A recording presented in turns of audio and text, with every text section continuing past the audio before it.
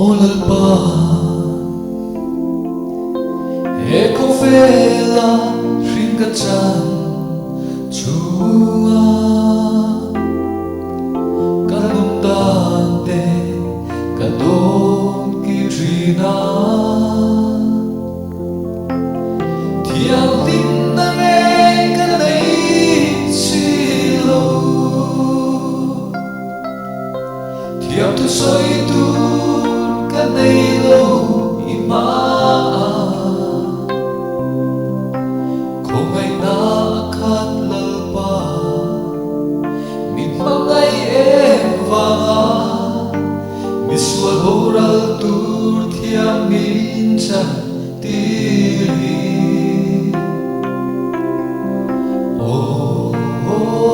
Avaro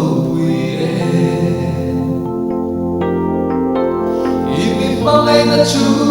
Faklaki nilang tira Biswate kanilay po amin mangay tu Puri-pur teta chol na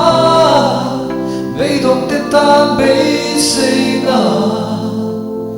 Boral mek teta Sandam na Magay patia inisi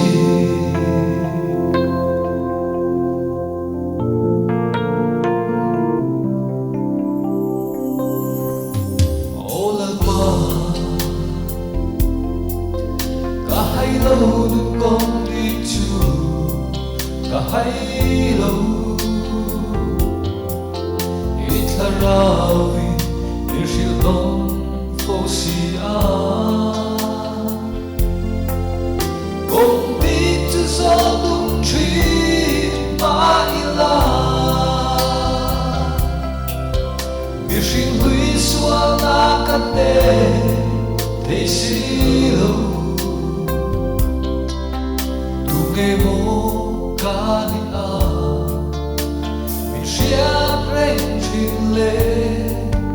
Visual oral tur tiam mincha tiri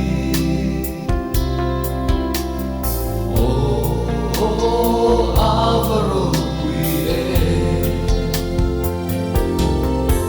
Imig pangay na su Faklaki nilang tira Visual tekat nilay mo amin mangay tu